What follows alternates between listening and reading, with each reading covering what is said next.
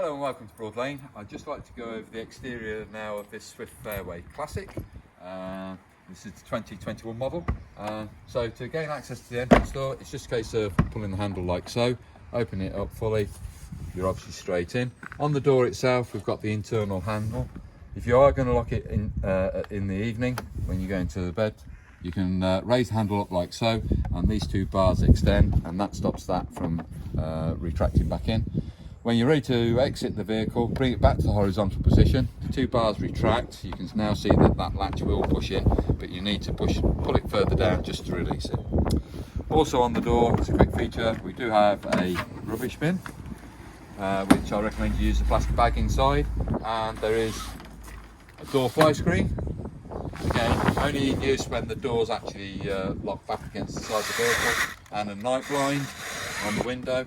And this is a magnetised retaining catch. So we've got two metal bits, touch each other, that's magnetised, and it holds the door back against the body. Just put that like so.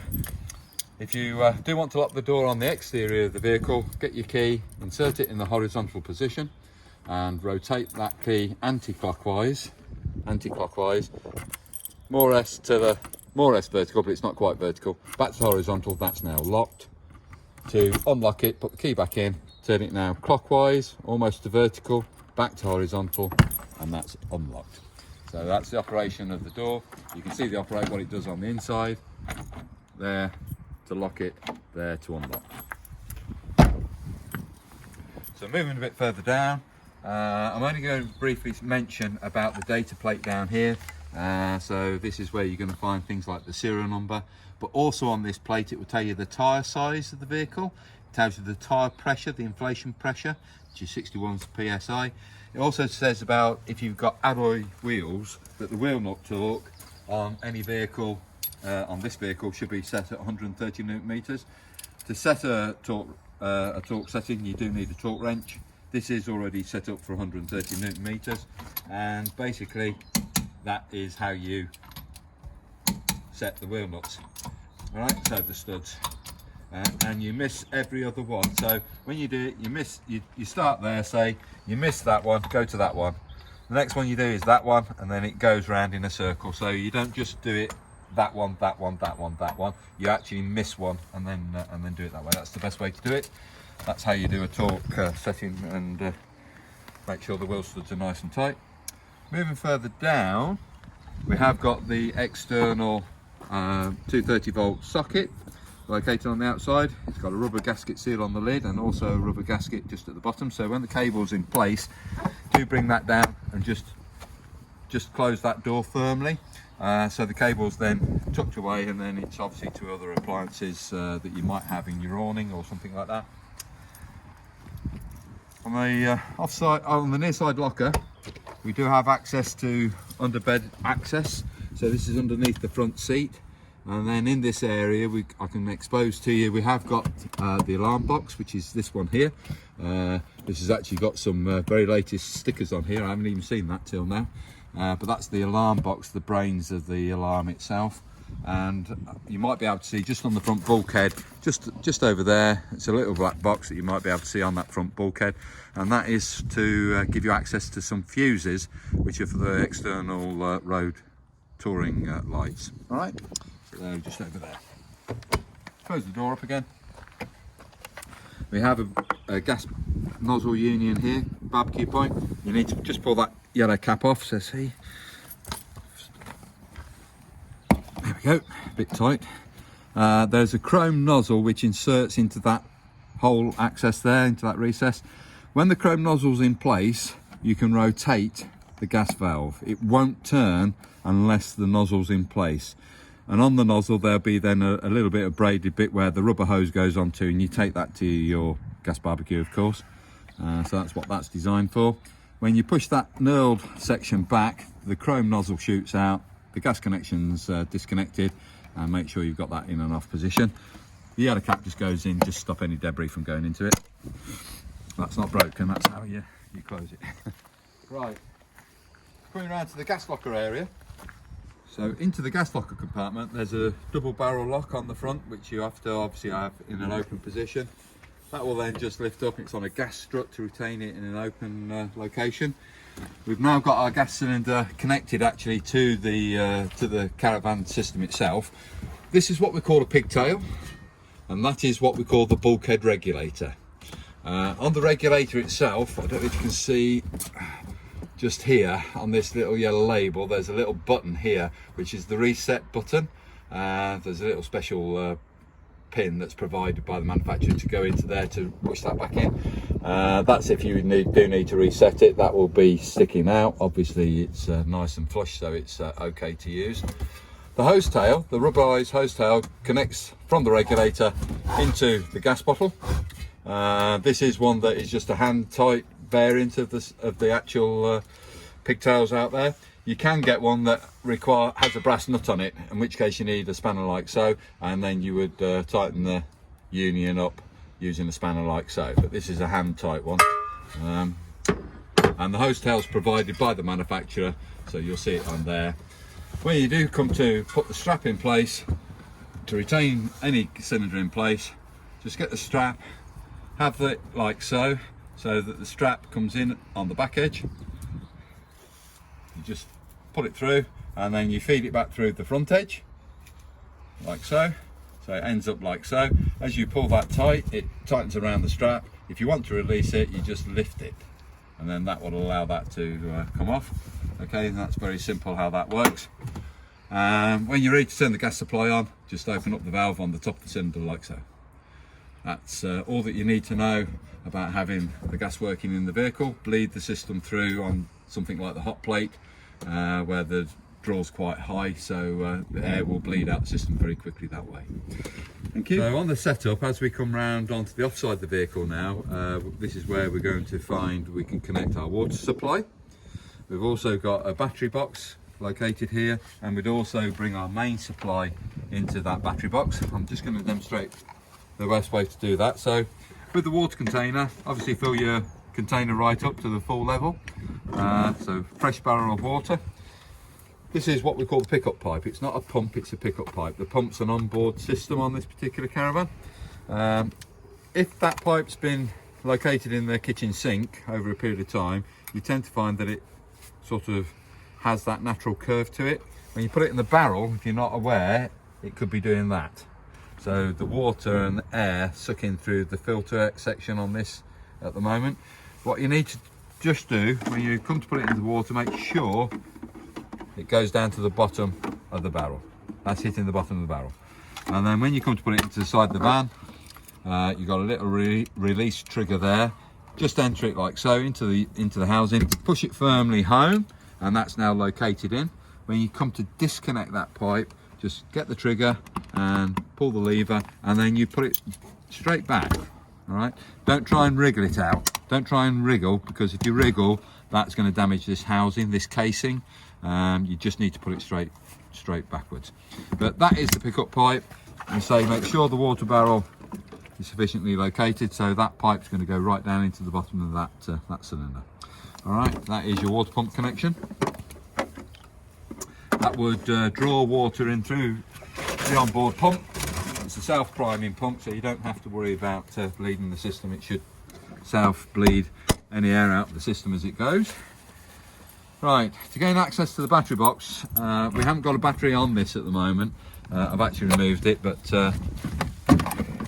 they would be the two terminals. So you've got a negative, the black wire, and a positive being the red one.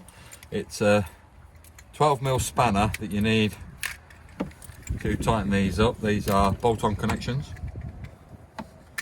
So if I remove that like so. So if you can imagine the batteries there, one of the posts, the battery post is there. You just then use a small spanner like that. We normally connect this up for you before you leave, but that's obviously just to tighten up onto the terminal. And the strap itself that goes around the battery, I'm just going to bring those back the right side. Make sure that this battery strap, both parts of it go in front of the battery. So the battery's sat back there, and you're putting that strap tight in front of the battery itself. That will retain it in place. If you've got the battery strap separated, such as that going around the back of the battery, and then you still pull that tight. Yes, you're going to make it tight, but what happens is that bit can travel. So therefore it's knocking against the door, and that could open up in transit and you could lose your battery if you're not careful. So just make sure those two battery straps are in front of the battery. When we come to engage mains electric as a supply, when we're first coupling up, this is correct, couple up to the caravan first, okay, so that we've not got a live lead in our hand. If we've coupled up to the site post and then we couple up to the caravan, we potentially could have a main supply in our hands, a live lead. So couple up to the caravan first, like so, and then over to the site post and couple up on the other end. When you come to disconnect from that site post first, and then disconnect out to the caravan like so. When we do couple up, just make sure that this shoulder, this part, literally hits this square block here. Not the tube, don't mean the tube there, I'm on about that square edge there. Because if you've got it only halfway connected like that, yes, you've got a connection, but you're creating shorting going across, arcing to go across. That creates heat, which will then weld that plug in place. So when you come to disconnect it, you can't put it out. That's where I need it to be fully located. You then bring the cable out through the bottom and you drop that cable in place so nobody can actually then disconnect you from the supply. So just progressing past the battery box on this particular model, we have got the Dometic refrigerator vents.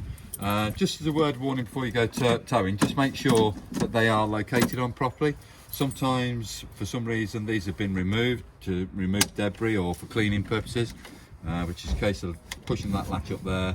You put it off a tag and then that releases like so. So you can see we've got some debris around here. So sometimes these do get removed for cleaning purposes. If you do remove them, make sure that the leading edge, this bit here, goes into a little plastic tag there. So that's what you're engaging first. So that's the first thing. I've engaged that one in. Push this firmly home so the button protrudes, and then you just slide that fully home, lock it in place. That is located correctly. It will not fall off in transit, but I have seen these where you see caravans going along the motorway and they're missing the vents because unfortunately somebody's not located those back on properly. Okay, so just moving down to the cassette toilet area. We've got two tanks here. We've got the flush tank and we've got the cassette where the waste materials are. Again, you need your key to gain access to the flush water. So as I've already previously mentioned about the rinse, there's a chemical that you can add into the top tank additive. All that you're doing is just removing any of the caps or the chemical that you may be using and pouring a certain amount in there, but it wants to be a measured amount because you don't want to have it too concentrate. But at the same time as pouring the pink chemical in, you would then pour some fresh water in, like so. You fill that till you get it to roughly just the top edge of the neck there. You don't need to come to this edge, just need to get to the last part of the white outlet there, and that's sufficiently full. That's approximately 8 litres. That's a 10 litre or 9.5 litre container. So roughly one of those full will fill that flush tank. So that's the flush tank itself full. I'm just going to lock it again.